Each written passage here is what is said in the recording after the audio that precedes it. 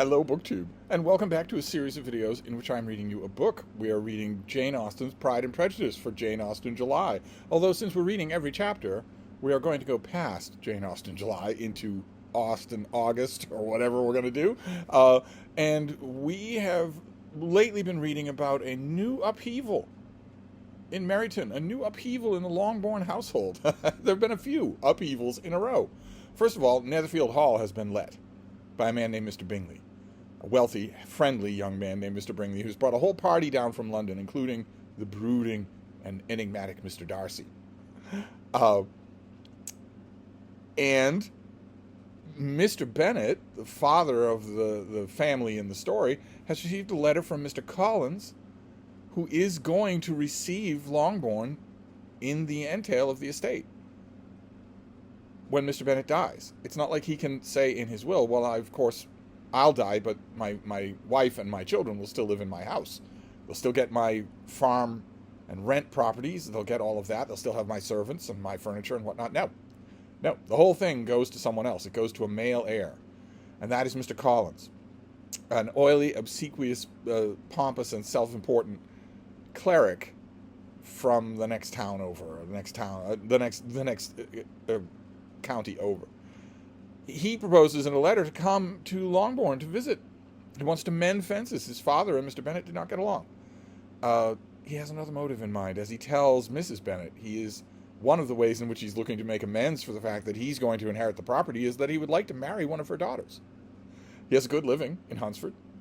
He has even better prospects because in addition to that living, he will also come into Longbourn itself. She's happy with that. Mrs. Bennet is. She's already a happy woman because Mr. Bingley, the wealthy new letter of Netherfield Hall, was taken by her eldest daughter, Jane, right away, and Jane was taken with him. So she's already happy, but the idea of affiancing another daughter, getting her set in life, would be wonderful. So she politely tells Mr. Collins that Jane is taken. And Mr. Collins switches his attentions to Elizabeth, who at this point has no idea, none whatsoever, that this is the case. She also, we are told, has no idea that she has entranced Darcy as well. She's just blithely traipsing along. She has no idea that she's breaking hearts left, right, and center. And in the last chapter that we read, another player is introduced, a young man named Mr. Wickham, who has come to Meryton to buy a commission in the regiment and put on bright colors. Now, the youngest girls, Catherine and Lydia, have been starstruck. They've been gaga for all of these dashing young officers ever since the regiment moved to Meryton. But mainly because we get the impression, certainly it's mentioned more than anything else, we get the impression that they're mainly gaga over the pretty colors, the pretty uniforms. Whereas with Mr. Wickham, well, he doesn't have the pretty colors yet, but he is gorgeous. He is gorgeous and affable and friendly and well-spoken, and he captivates the party. Mr. Collins goes into town with the girls, except Mary, and he captivates them right away. And while they're talking on the sidewalk, Mr. Bingley and Mr. Darcy come up on horseback. They notice that they know some people. They ride over to say hello, and Elizabeth is watching when Darcy's eyes lock on Mr. Wickham, and Mr. Wickham looks at him. And it is not what she expects. She's expecting, well, this is a stranger to everybody. He's just come to town. He doesn't know Darcy. He doesn't know anybody. But that's not what she sees. She sees instantly that not only do they know each other, but there's a very angry, tempestuous history there. And Darcy doesn't say anything, and Wickham doesn't say anything, and Darcy rides off, and the girl's aunt and her husband say that they've invited Mr. Wickham over for supper. And they can invite the girls so that they'll get to meet him. They'll get to spend time with him. If Jane Austen were a less adroit writer, if she were the less adroit writer that her critics say she is, she would draw out the suspense about what's going on between Wickham and Darcy. She raises the question. She wouldn't immediately answer it. But instead, in this chapter, she does immediately answer it. So this is chapter 16. As no objection was made to the young people's engagement with their aunt, and all Mr. Collins's scruples of leaving Mr. and Mrs. Bennet for a single evening during his visit were most steadily resisted, the coach conveyed him and his 5 cousins at a suitable hour to Meryton, and the girls had the pleasure of hearing, as they entered the drawing-room, that Mr. Wickham had accepted their uncle's invitation and was then in the house. Very happy to hear that Mary is along. When this information was given, and they had all taken their seats, Mr. Collins was at leisure to look around him and admire, as he was so much struck by the size and furniture of the apartment, that he declared he might almost suppose himself in the small summer breakfast parlor at Rosings, which is the home of the Lady Catherine de Bourgh, his patroness. A comparison that did not at first convey much gratification, right? The small breakfast room. That's what he's comparing it to. And naturally, Mrs. Phillips is feeling affronted. But when Mrs. Phillips understood from him what Rosings was, and who was its proprietor, when she had listened to the description of only one of Lady Catherine's drawing rooms, and found the chimney-piece alone had cost £800, she felt all the force of the compliment, and would hardly have resented a comparison to the housekeeper's room. So she's mollified once she realizes where she's being compared to. But notice that other detail. The chimney-piece cost £800. How would Mr. Collins know that? Why would Mr. Collins know that? He would know it if it was new. He would know it if he was around when it was bought. Probably. It certainly isn't that he knows that because it's 400 years old. Another hint. This is another hint, in addition to the hint we had about Lady Catherine de Bourgh's late husband, this is another hint that she is, and therefore by extension Darcy is, new money. But we'll leave that aside for now. In describing to her all the grandeur of Lady Catherine and her mansion, with occasional digressions in praise of his own humble abode and the improvements it was receiving, he was happily employed until the gentlemen joined him. And he found in Mrs. Phillips a very attentive listener, whose opinion of his consequence increased what she had heard, and who was resolving to retail it all among her neighbors as soon as she could. To the girls, who could not listen to their cousin, who had nothing to do but wish for an instrument, in other words, to do something, play something, and examine their own indifferent imitations of china on the mantelpiece, the interval of waiting appeared very long. It was over at last, however. The gentleman did approach, and when Mr. Wickham walked into the room, Elizabeth felt that she had neither been seeing him before nor thinking of since with the smallest degree of unreasonable admiration. The officers of the regiment were in general a very creditable, gentlemanlike set, and the best of them were of the present party. But Mr. Wickham was far beyond all of them in person, countenance, air, and walk, as they were superior to the broad-faced, stuffy Uncle Phillips, breathing port wine, who followed them into the room. Notice, when Jane Austen is talking about Wickham, she always talks about what he looks like. Mr. Wickham was the happy man towards whom almost every female eye was turned, and Elizabeth was the happy woman by whom he finally seated himself, and the agreeable manner in which he immediately fell into conversation, though it was only on it being a wet night and on the probability of a rainy season, made her feel that the commonest, dullest, most threadbare topic might be rendered interesting by the skill of the speaker. With such rivals for the notice of the fair as Mr. Wickham and the officers, Mr. Collins seemed likely to sink into insignificance. To the young ladies he certainly was nothing, but he had still at intervals a kind listener in Mrs. Phillips, who was, by her watchfulness, most abundantly supplied with coffee and muffin. When the card tables were placed, he had the opportunity of obliging her in return by sitting down to whist. "I know little of the game at present," said he, "but I shall be glad to improve myself, for in my situation in life—" Mrs. Phillips was very thankful for his compliance, but could not wait for his reason. He keeps getting interrupted. He tried to read a sermon last time and got interrupted. Now he's getting interrupted again. Mr. Wickham did not play at whist, and with ready delight was he received at the other table by Elizabeth and Lydia. At first there seemed danger of Lydia's engrossing him entirely, for she was most determined talker, but being likewise extremely fond of lottery tickets, she soon grew too much interested in the game, too eager in making bets and exclaiming after prizes, to have attention for anyone in particular. Allowing for the common demands of the game, Mr. Wickham was therefore at leisure to talk to Elizabeth, and she was very willing to hear him, though what she chiefly wished to hear she could not hope to be told, the history of his acquaintance with Mr. Darcy. She dared not even mention that gentleman. Her curiosity, however, was unexpectedly relieved. Mr. Wickham began the subject himself. He inquired how far Netherfield was from Meryton, and after receiving her answer, asked in a hesitating manner how long Mr. Darcy had been staying there. "About a month," said Elizabeth, and then, unwilling to let the subject drop, added, "He is a man of very large property in Derbyshire, I understand." "Yes," replied Wickham. "His estate there is a noble one, a clear 10,000 per annum. Yet you could not have met with a person more capable of giving you certain information on that head than myself, for I have been connected with his family in particular manner from my infancy." Elizabeth could not but look surprised. "You may well be surprised, Miss Bennet, at such an assertion, after seeing, as you probably might, the very cold manner of our meeting yesterday. Are you much acquainted with Mr. Darcy?" "As much as I ever wish to be," cried Elizabeth, warmly. "I have spent 4 days in the same house with him, and I think him very disagreeable." "I have no right to give my opinion," said Wickham, "as to his being agreeable or otherwise. I am not qualified to form one. I have known him too long and too well to be a fair judge. It is impossible for me to be impartial, but I believe your opinion of him would in general astonish, and perhaps you would not express it quite so strongly anywhere else. Here you are in your own family." "Upon my word, I say no more here than I might say in any house in the neighborhood, except Netherfield. He is not at all liked in Hertfordshire. Everybody is disgusted by his pride.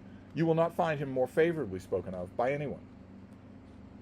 "I cannot pretend to be sorry," said Wickham, after a short interruption, "that he or that any man should not be estimated beyond their deserts, but with him I believe it does not often happen. The world is blinded by his fortune and consequence, and frightened by his high and imposing manners, and he sees them only as he chooses to be seen. I should take him, even on my slight acquaintance, to be an ill-tempered man." Wickham only shook his head. "I wonder," said he, at the next opportunity of speaking, "whether he is likely to be in this country much longer." "I do not at all know, but I heard nothing of his going away when I was at Netherfield. I hope your plans in favor of the regiment will not be affected by his being in the neighborhood." "Oh, no. It is not for me to be driven away by Mr. Darcy. If he wishes to avoid seeing me, he must go. We are not on friendly terms, and it always gives me pain to meet him, but I have no reason of avoiding him but what I might proclaim to all the world, a sense of very great ill usage, and most painful regrets at his being what he is.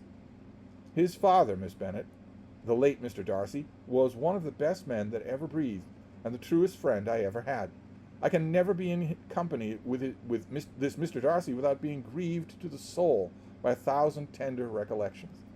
His behavior to myself has been scandalous, but I verily believe I could forgive him anything and everything, rather than his disappointing the hopes and disgracing the memory of his father."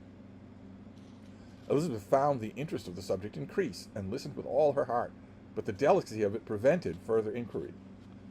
Mr. Wickham began to speak on more general topics, Meryton, the neighborhood, the society, appearing highly pleased with all that he had yet seen, and speaking of the latter especially with general but very intelligible gallantry. "It was the prospect of constant society and good society," he added, "which was my chief inducement to enter the regiment. I knew it to be the most respectable, agreeable corps, and my friend Denny tempted me further by his account of their present quarters, and the very great attention and excellent acquaintance Meryton had procured them. Society, I own, is necessary to me. I have been a disappointed man, and my spirits will not bear solitude. I must have employment and society. A military life is not what I intended for, but circumstances have now made it eligible. The church ought to have been my profession. I was brought up for the church, and I should at this time have been in possession of a most valuable living, had it pleased the gentleman we were speaking of just now." "Indeed." "Yes, the late Mr. Darcy bequeathed me the next presentation of the best living in his gift. We've seen this from our reading of Trollope, that you can just give, like Mr. Collins got a living at Hunsford. He was just given it. You're given this. And what you get by that is, not to strain the metaphor, a gift from God. You're given a house and all its furnishings. You're given lovely grounds and a garden and a staff, and you live there without, needing to earn your keep. You're upkept by the neighborhood. It's a good living. It's a good way to get along, especially if you're alone and it's a wealthy living. He was my godfather and excessively attached to me. I cannot do justice to his kindness. He meant to provide for me amply, and thought he had done it. But when the living fell, it was given elsewhere. Good heavens, cried Elizabeth, but how could that be? How could his will be disregarded? Why did you not seek legal redress? There was just such an informality in the terms of the bequest as to give me no hope from law. A man of honor could not have doubted the intention, but Mr. Darcy chose to doubt it, and to treat it as merely conditional recommendation, and to assert that I had forfeited all claim to it by extravagance, imprudence, in short, anything and nothing. Certain it is that the living became vacant 2 years ago, exactly as I was of an age to hold it, and that it was given to another man, and no less certain it is that I cannot accuse myself of having really done anything to deserve to lose it. I have a warm, unguarded temper, and I may perhaps have sometimes spoken my opinion of him or to him too freely. I can recall nothing worse, but the fact is that we are very different sort of men, and that he hates me. Doesn't look good for Darcy, does it? This is quite shocking. He deserves to be publicly disgraced. Sometime or other he will be, but it shall not be by me.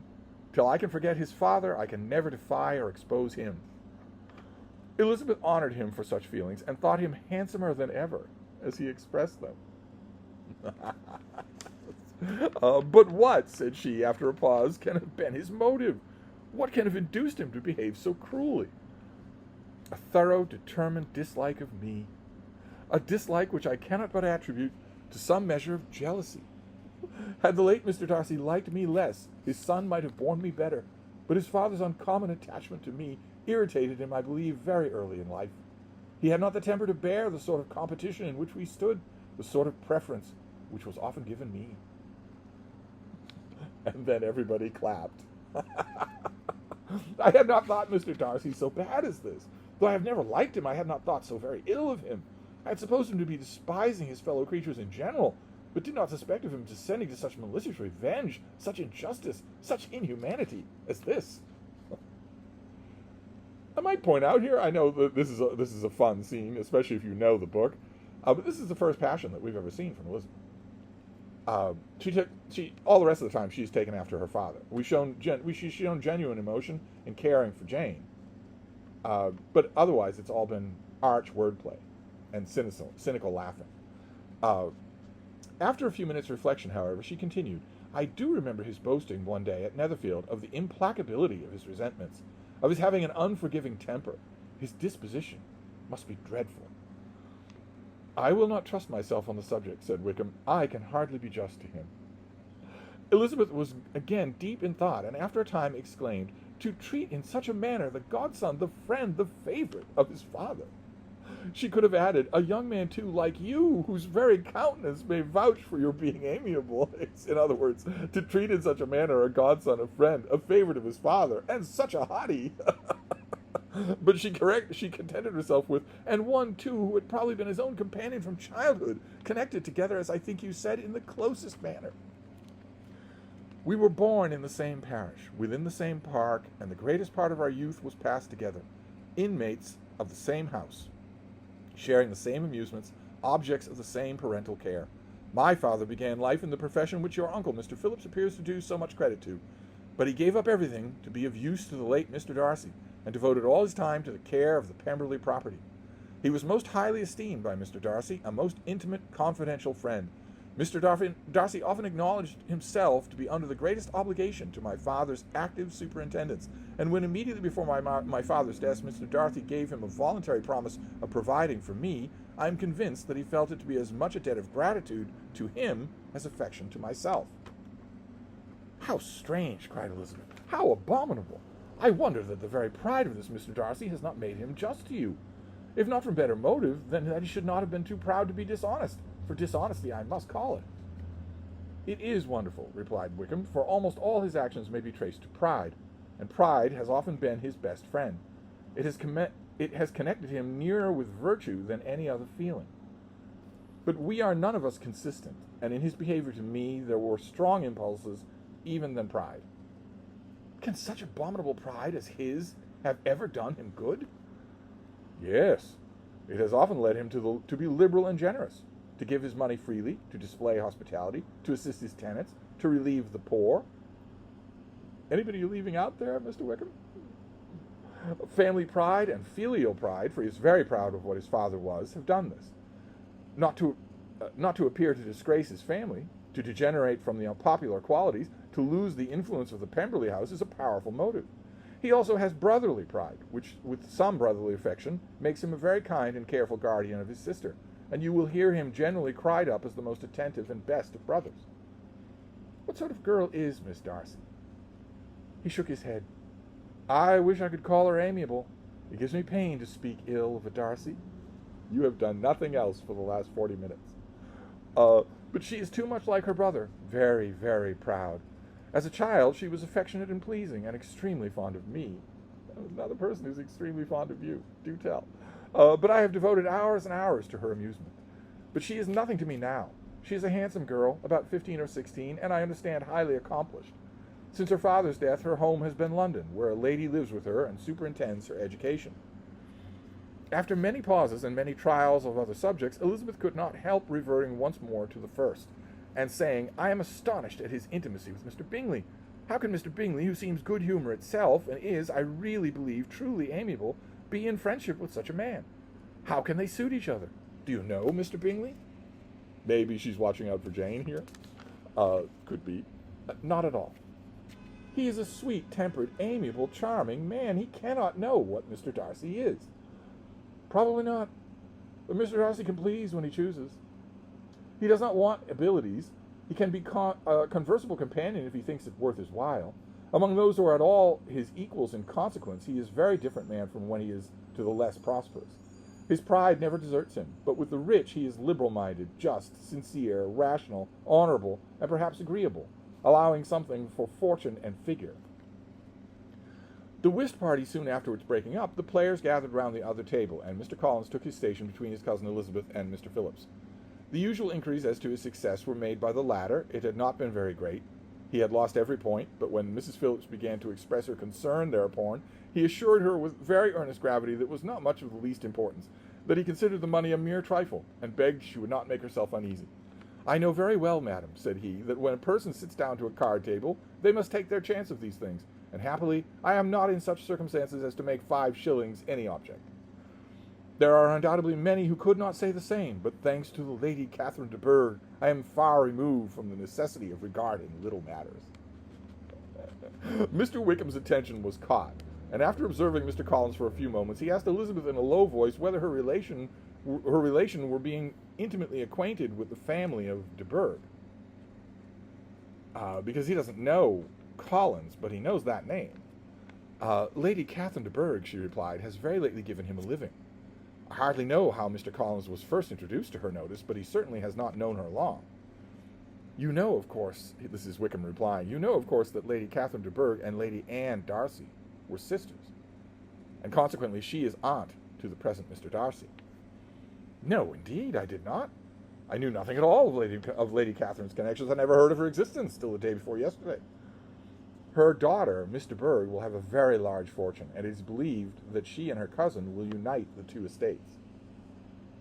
This information made Elizabeth smile, and as she thought of the poor Miss Bingley, she's not smiling for herself, but now she knows that there are vast familial machinations involved that put Darcy beyond the reach of Caroline Bingley.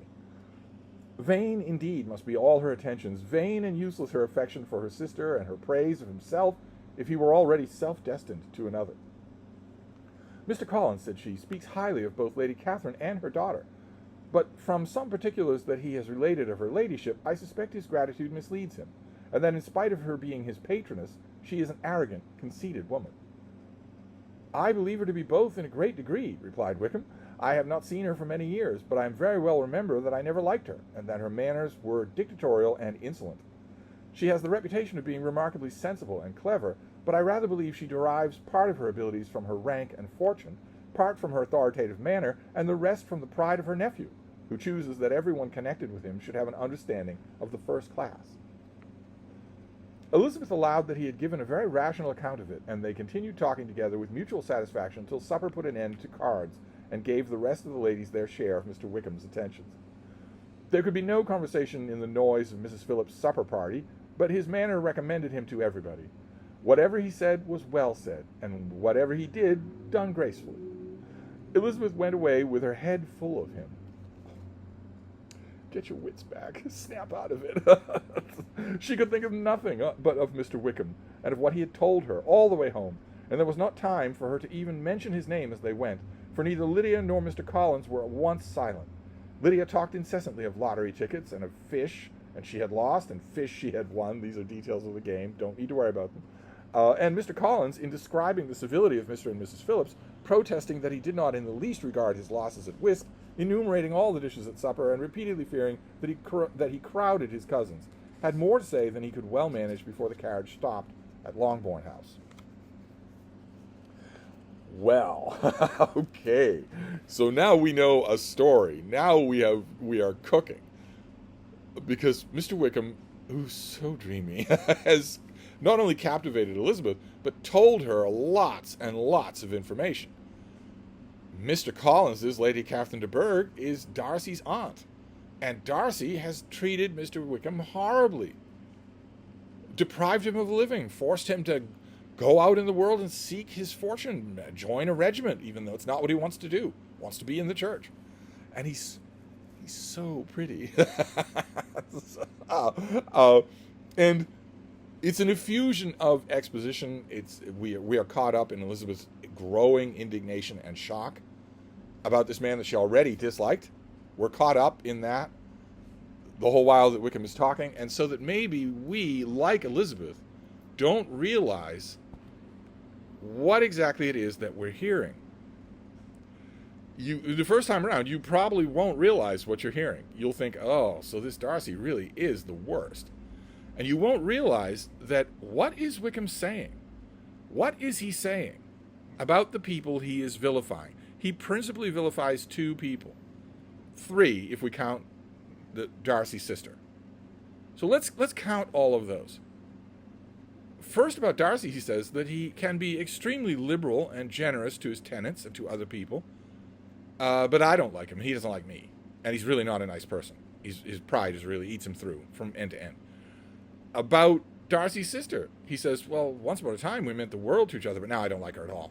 She's terrible now.